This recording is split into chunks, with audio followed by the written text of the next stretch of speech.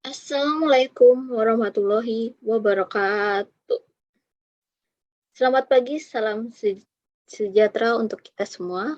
Perkenalkan, nama saya Putri Oktaviana. Pada hari ini dan pagi hari ini, tanggal 14 Juli 2022, akan dilaksanakan seminar proposal yang berjudul Peningkatan Hasil Belajar PKM melalui Informatik pada siswa kelas 4 SDN Karangtengah 3 Kota Tangerang.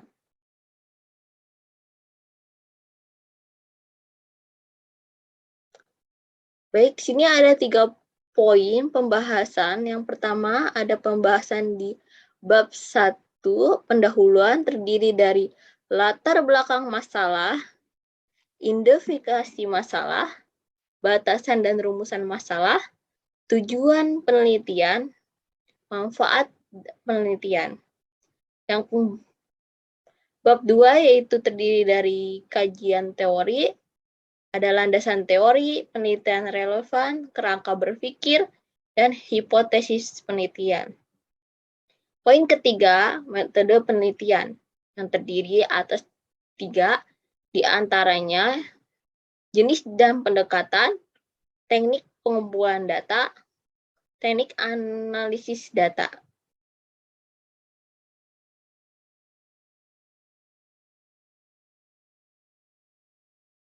Latar belakang. Seperti yang kita ketahui, pendidikan merupakan hal penting bagi manusia karena dapat mengembangkan potensi yang ada di dalam diri, sehingga manusia dapat bertahan hidup dengan berpotensi yang dimilikinya.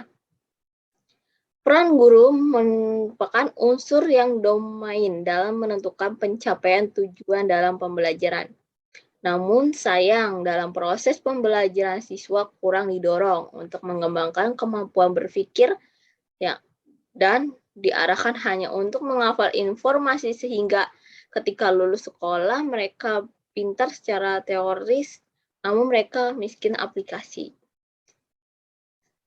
Terus ada mata pelajaran PKM, merupakan mata pelajaran yang memfokuskan pada bentuk warga negara, memahami dan melaksanakan hak dan kewajiban.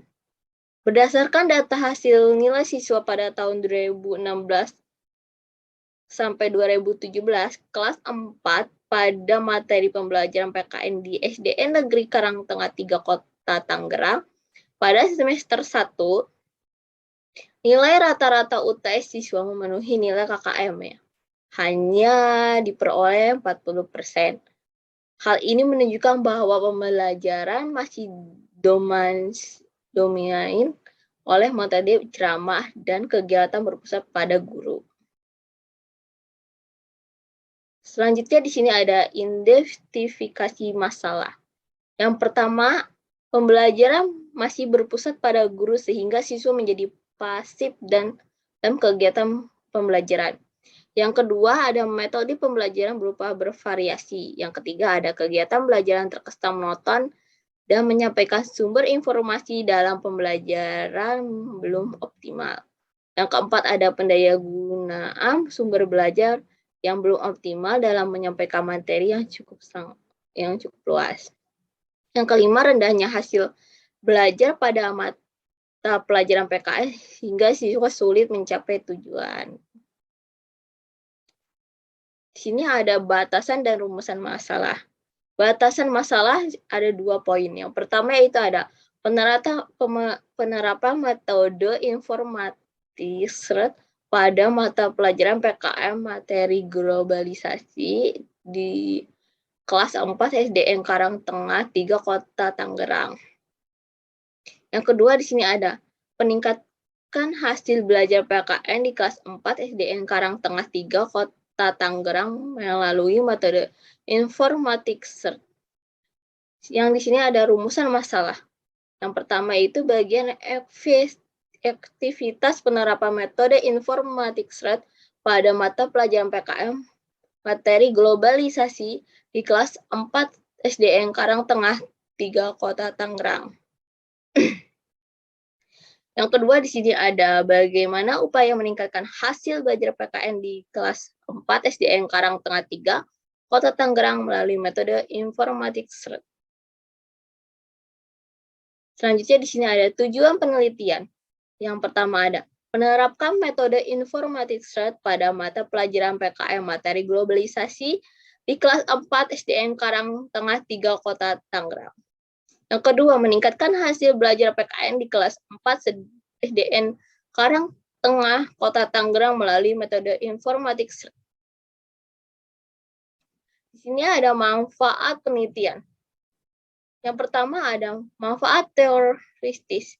Penelitian ini dapat diperluas pada pembelajaran lain. Dalam menggunakan metode informatik SRET, terdapat faktor-faktor yang menyebabkan timbulnya masalah yang teridentifikasi dan belum diteliti. Yang kedua, di sini ada manfaat praktis bagi pendidik mengetahui strategi pembelajaran bervariasi, menambah pengetahuan pendidik dalam memperoleh sumber belajar. Manfaat praktis bagi pendidik dapat meningkatkan hasil belajar kognitif maupun efektif serta menumbuhkan motivasi belajar siswa. Manfaat praktis bagi sekolah dapat membuat program pelatihan untuk guru dan membutuhkan iklim pembelajaran siswa yang sangat aktif. Yang bab 2 di sini ada landasan teori. Yang pertama, tinjauan hasil belajar. Terdiri dari belajar, hasil belajar, pendidikan kewarganegaraan, globalisasi. Yang kedua ada metode informatif SRET. Yang ketiga ada karakteristik anak usia sekolah dasar. Di sini ada penelitian yang relevan. Yang pertama ada penelitian Ipung Purnamasari dari Universitas Sunan Kalijaga, Yogyakarta dengan berjudul penelitian penerapan strategi informatik SRET sebagai upaya meningkatkan prestasi belajar siswa kelas 5 pada mata pelajaran ilmu pengetahuan sosial di MI Yogyakarta. Yang kedua di sini ada penelitian dari Munasikah IAIN Wali Songo dengan berjudul upaya meningkatkan pemahaman mata pelajaran Al-Quran Hadis pada materi pokok kandungan surat An-Nasr melalui strategi informatik SRET pada siswa kelas 4 MI Suderjo Taylor Magelang.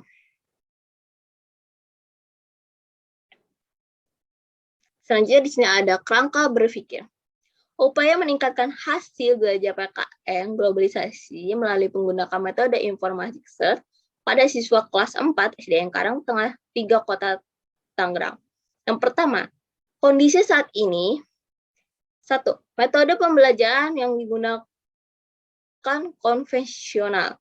Siswa pasif dalam kegiatan pembelajaran.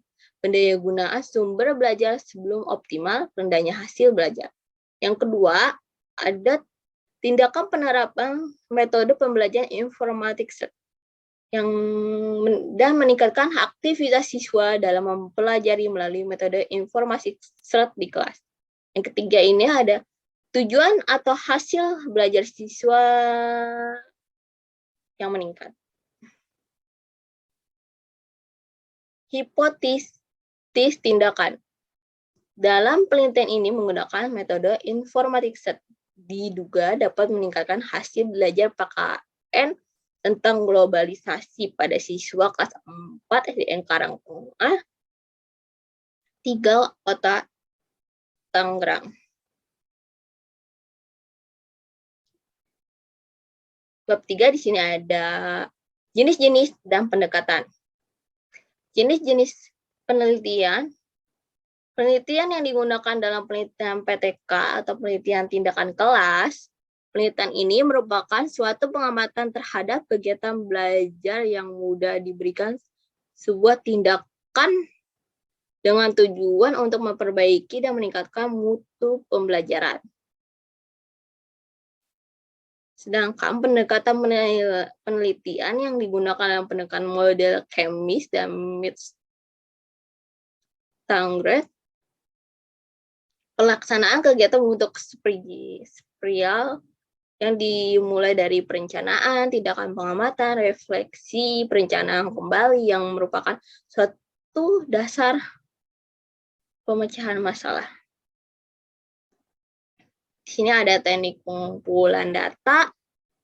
Yang pertama itu ada tes, merupakan hasil belajar siswa yang berupa tes pilihan ganda. Yang kedua itu ada observasi yang dilakukan dengan pengamatan langsung dengan objek penelitian terhadap siswa maupun guru dengan lembar observasi. Yang ketiga di sini ada dokumentasi. Dokumentasi yang dikumpulkan akan dapat terkumpul data yang dibutuhkan dalam penelitian tersebut. Yang keempat ini ada catatan lapangan. Salah satu dokumen yang membantu guru dalam merefleksi kegiatan yang dilakukan selama penelitian berjalan.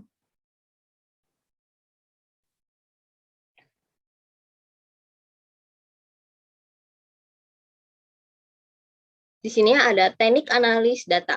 Yang pertama ada pengumpulan, yang kedua ada penyajian, yang ketiga ada verifikasi kesimpulan, yang keempat ada reduksi data. Terima kasih.